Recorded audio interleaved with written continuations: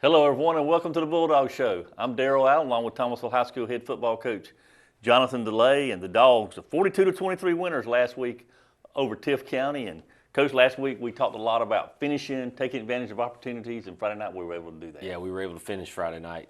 Started off, they punched first. We come right back down, score a couple times, go up, get a pick six before half, go up 21-9.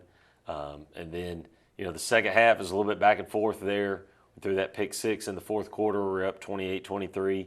And then we just come and finish the game with two more touchdowns at the end, and that was huge for us.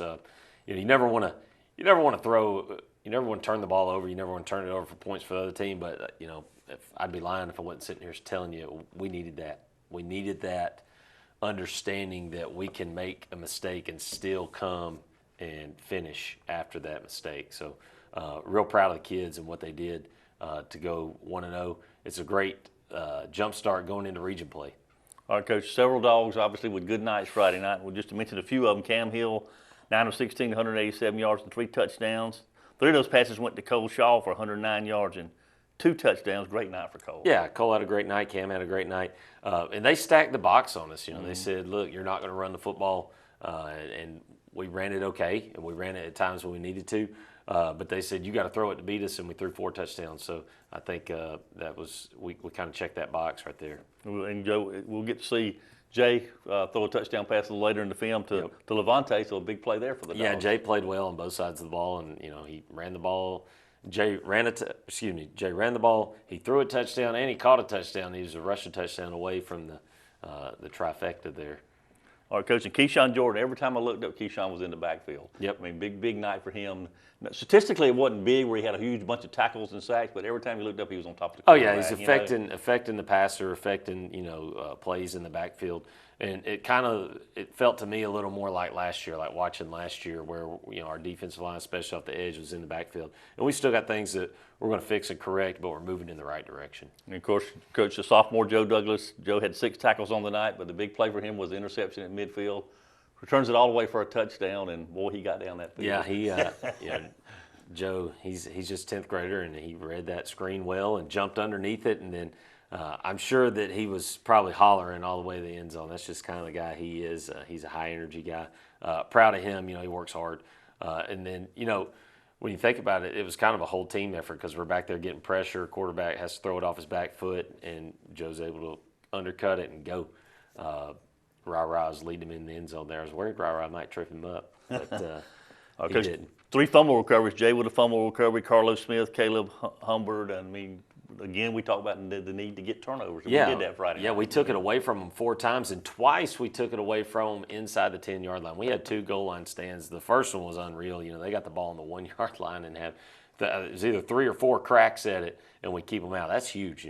Talk about morale. Talk about where we started on defense this year to where we've come to this point. That's a major growth right there. Because Andrew Bennett threw 39.5 yards a punt Friday night. And of course, we kind of expect that out of Andrew. But Landon Smith with 4 tackles on special teams, that's big. Yeah, it's huge. Special teams, early in the game, the defensive special teams kept us in the game till the offense caught up.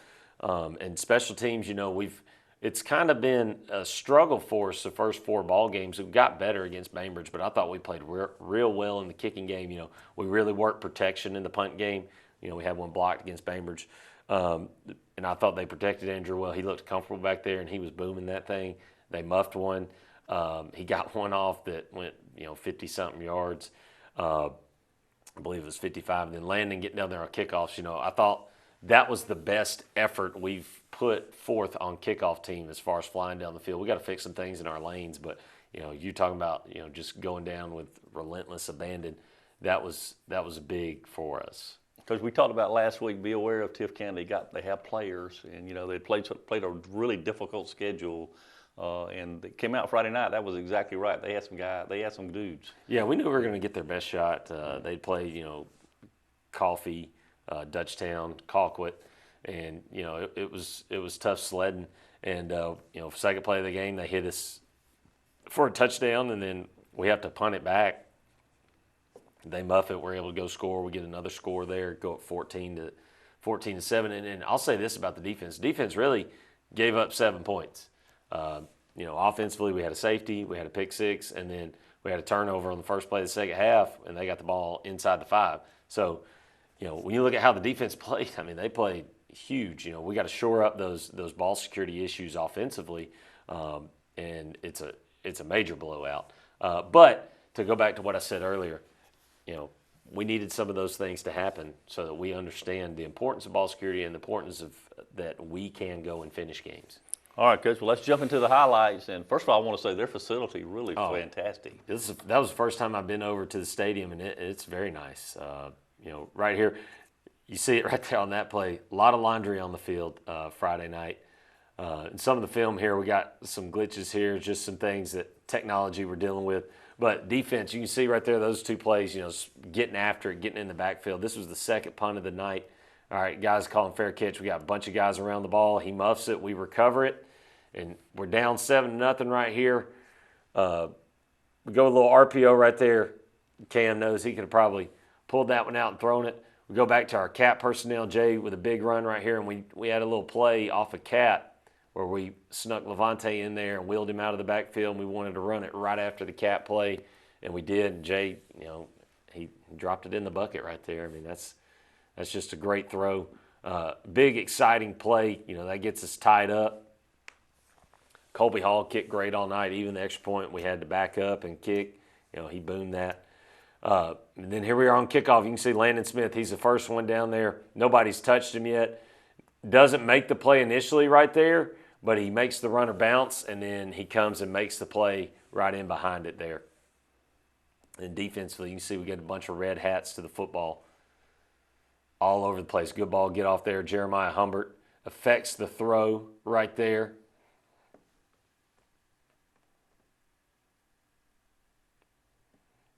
Get in the second quarter. Again, Andrew lets off another good punt. I mean, he boomed that one, hit on the 40, and then, we get 18 yards of roll right there.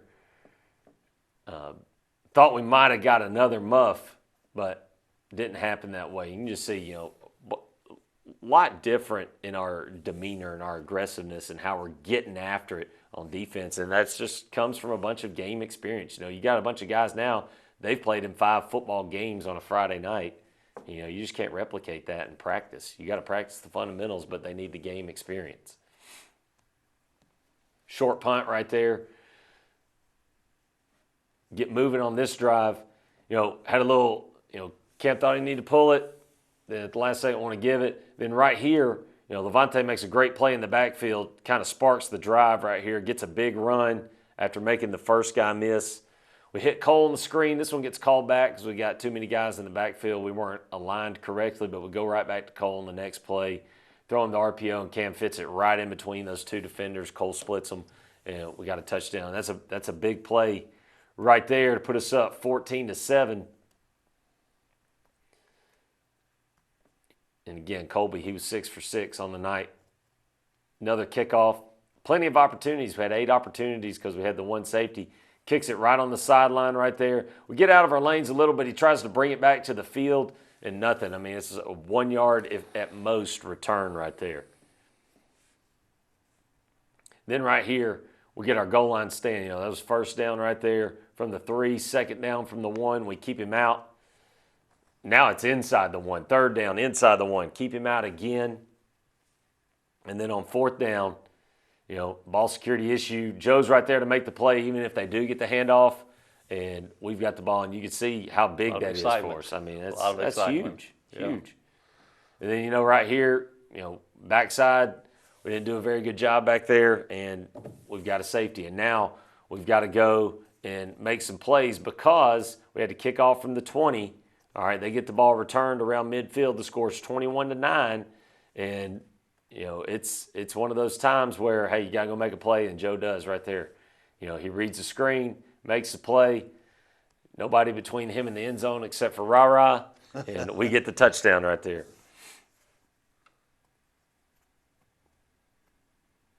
Another extra point. Now it's 21-9. I think I misspoke. It was 14-9 at that point when he got that. So it's 21-9 at the half. Now it's 21-9 at the half.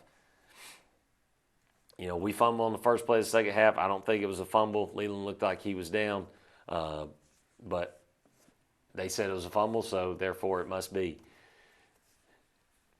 So now they make it 21-16, and we've got to answer.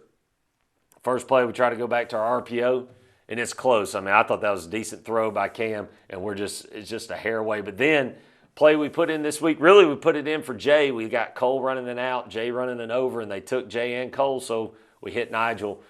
Tuesday at practice, we hit it the same way, and Cam made a great throw. Nigel really sped up to go get that thing. Then we get in our big personnel, snapping it to our running backs and just trying to get them the ball down there. We felt good about those plays, especially on first down.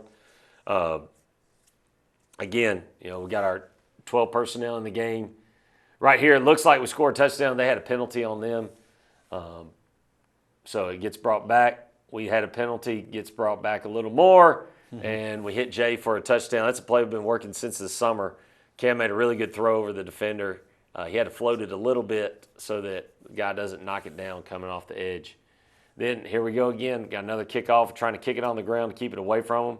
There's Landon. He ain't been touched yet. Gets down there. He makes the tackle inside the 20-yard line. I mean, the ball's on the 12. That's huge right there. Leading 28-16, Coach, going to the fourth. Yeah, and kind of in the similar boat we were in last week. We were up 28-26. We didn't finish the game. Here we're up 28-16, and there's the defense again, getting that turnover inside the 10-yard line. Another huge stand. However, we turn it over, they score. So now you got to answer. It's 28-23. What are you going to do? All right, we get a kickoff return here by Nigel to about the 27. First play, we hand the ball off. Then we felt good about our cat stuff, so we go back to it. We felt good about the front side, just following the sniffer right there. Levante hits it out the back door. We go over and tell him, hey, man, just follow Hunter right here. And you can see he goes right behind Hunter, spits one out the front door. Then the second week in a row, it's not planned to be this way, but we snap it to the guy coming on the jet. Making people work that stuff, I reckon. Come back to the RPO right there to Nigel. Now it's 3rd and long, and best pocket we've had all year. I mean, the offensive line does a great job. Cam can eat a sandwich back there, throw the ball. We talked about this play at halftime. I said, Cam, you're going to have to keep it outside the hash. The safety's in there. Cole, he's going to stay skinny, be outside the hash.